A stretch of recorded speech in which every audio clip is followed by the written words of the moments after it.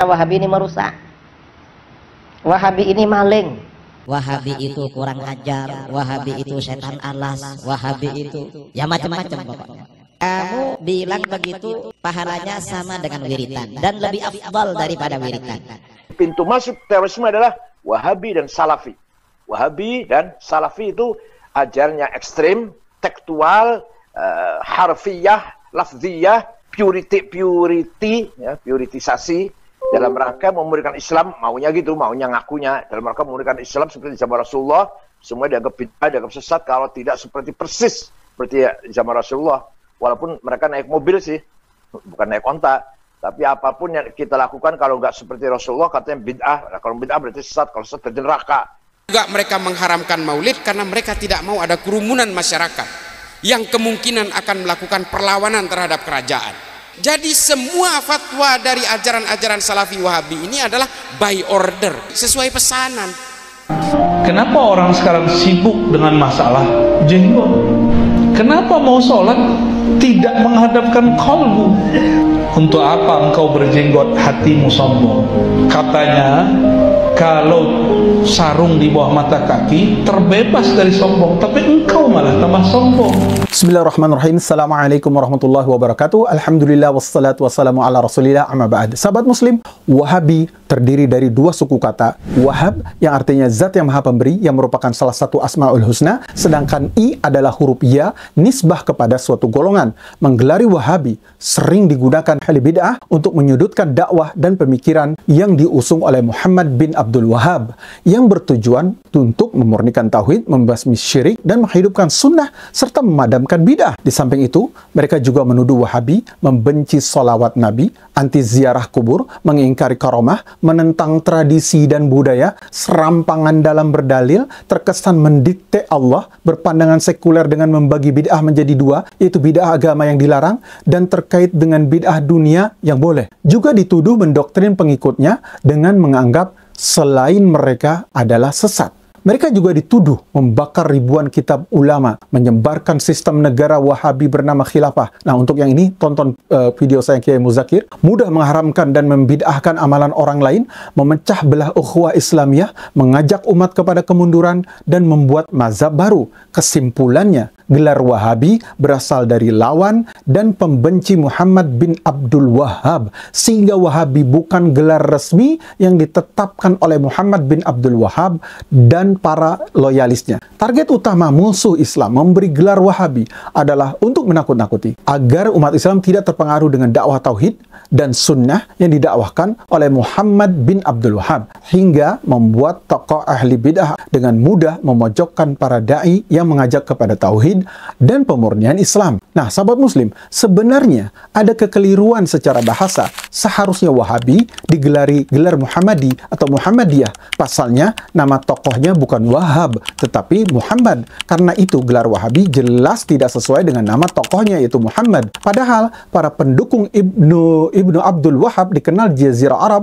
dengan ahli tauhid, ikhwan man ata'allah. Akhirnya sebutan Wahabi semakin santer, bahkan hingga ke Eropa, dan masuk ke dalam ensiklopedia modern mereka. Bahkan menganggap Wahabi adalah mazhab baru di dalam Islam. Adapun alasan mengapa mereka memusuhi dakwah Muhammad bin Abdul Wahab adalah yang pertama, beliau memberantas kemusyrikan dan mendakwahkan tauhid, yang merupakan misi utama dakwah Nabi dan generasi salafus saleh. Yang kedua, beliau menumpas bid'ah dan khurafat sampai ke akarnya dan melarang membangun bangunan di atas kubur dan menjadikan kuburan sebagai masjid. Kemudian melarang perayaan Maulid Nabi dan menentang tarekat-tarekat yang diciptakan kaum sufi. Muhammad bin Abdul Wahab berpendapat bahwa kesesatan telah menyebar di kalangan mayoritas kaum muslimin dan inti ajaran Islam, yaitu tauhid, telah dinodai ajaran tarekat yang semenjak abad ke-13 sudah menyebar di dunia Islam dan ditambah lagi dengan paham animisme. Yang ketiga, beliau menyerukan amar ma'ruf sekaligus menekan mereka dengan kekuatan senjata agar mereka tunduk kepada yang ma'ruf dan memberi hukuman bagi mereka yang meninggalkannya. Begitu juga mencegah dari yang mungkar sekaligus melarang mereka agar tidak sampai melakukannya. Beliau menjatuhkan hukuman syariat kepada orang-orang yang melanggar hukum Allah. Beliau juga mewajibkan umat agar berpegang teguh kepada kebenaran dan melarang keras melakukan kebatilan. Selain itu, mereka juga yang memusuhi Muhammad bin Abdul Wahab, baik karena motivasi sosial, agama, maupun politik, itu terbagi menjadi 3 kelompok, yaitu yang pertama, tuduhan para ulama khurafat yang memutarbalikkan kenyataan, yang benar dianggap batil dan yang batil dianggap benar. Mereka meyakini bahwa mendirikan bangunan dan masjid di atas kuburan, berdoa kepada mayit di samping kepada Allah, dan bentuk-bentuk pemujaan kepada selain Allah adalah bagian dari ajaran Islam. Mereka berprinsip siapa yang menyalahkan dan membenci praktek ibadah mereka berarti membenci orang soleh dan para wali, dan maka pantas untuk diperangi.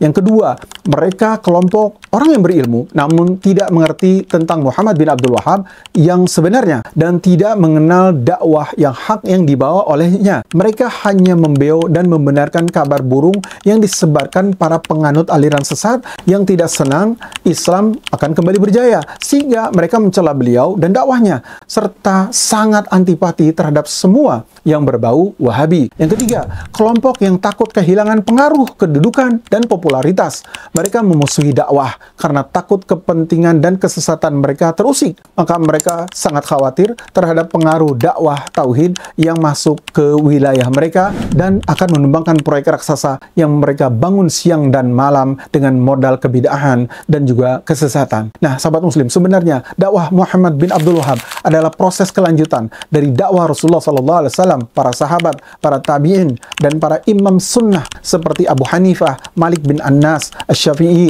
Ahmad bin Hanbal, Al-Auza'i, As-Sawri, Al-Bukhari, Muslim, Abu Daud, At-Tirmizi, An-Nasai, Ibnu Majah, dan Ibnu Mubarak, dan lain sebagainya. Secara umum, konspirasi dan hasutan kepada dakwah Muhammad bin Abdul Wahab itu dipacu oleh 3 motivasi. Yang pertama, motivasi politik dan kekuasaan, di mana Turki dan Mesir telah berkonspirasi untuk membendung dakwah tauhid, hingga siapa saja yang berusaha memurnikan tauhid langsung dituduh Wahabi dan ditumpas sampai ke akar-akarnya. Setelah Mekah diduduki dinasti Saudi pada tahun 1805, Turki Utsmani merasa terusik dan memerintahkan gubernur Mesir Muhammad Ali Pasha untuk menyerang dinasti Saudi, namun terkendala masalah politik dalam negerinya. Serangan Mesir kepada dinasti Saudi baru dilakukan pada tahun 1812 Masehi di bawah pimpinan anaknya, yaitu Tusun.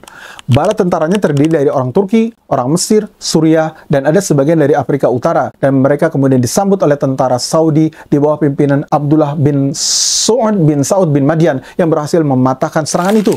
Peperangan ini berlangsung 7 tahun. Pihak Mesir dan Turki mulai jenuh akhirnya, dan akhirnya mereka sadar bahwa sesungguhnya gerakan dakwah beliau itu tidak lain adalah sebuah revolusi akidah murni yang patut didukung oleh umat Islam. Yang kedua, motivasi agama dan sosial. Kelompok yang merasa terusik karena ritual keagamaan mereka yang bercampur dengan bid'ah, tahayul, dan khurafat, sehingga mereka menggulirkan tuduhan bahwa Muhammad bin Abdul Wahab dan para pengikutnya itu anti mazhab, mewajibkan ijtihad kepada setiap pengikutnya, dan mengharamkan taklid. Beliau dan pengikutnya juga dituduh mengkafirkan orang yang bertawasul kepada orang-orang yang saleh, dan mengkafirkan Busairi karena kasidahnya.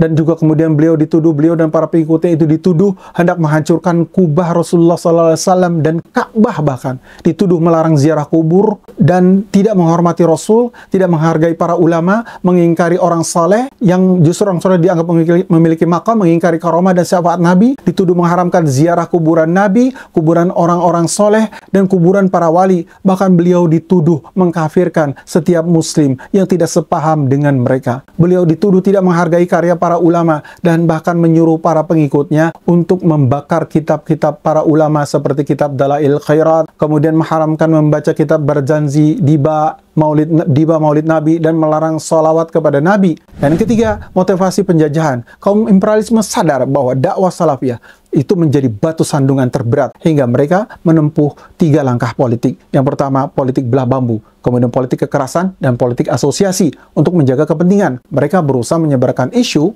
dan fitnah yang berkepanjangan tentang dakwah salafiyah dengan menggulirkan isu Wahabi. Pemeluk Wahabi di Indonesia hari ini betul-betul seperti kehilangan induknya. Ketika Saudi sudah sadar dengan beberapa kesalahan konsep-konsep ajaran Wahabi yang paling dasar, pemeluk Wahabi di sini justru berusaha bertahan dengan ajaran-ajaran yang sebenarnya sudah tumbang perlahan di negara kelahirannya sendiri. Wahabi ini merusak.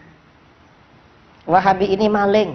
Wahabi itu kurang ajar, Wahabi itu setan alas, Wahabi itu ya macam-macam Bapak. Karena dakwah Muhammad bin Abdul Wahab telah sampai justru kepada negeri-negeri jajahan mereka, seperti Ahmad Irfan di India yang melawan Inggris, kemudian Sayyid Muhammad bin Abdullah Al-Alawi, Raja Maroko yang melawan Prancis, kemudian Muhammad Ali Sanusi di Libya yang melawan Italia, kemudian Imam Bonjol di Indonesia yang melawan penjajahan Belanda. Demikianlah sahabat muslim, semoga bermanfaat. Barakallahu fikum. Wassalamualaikum warahmatullahi wabarakatuh.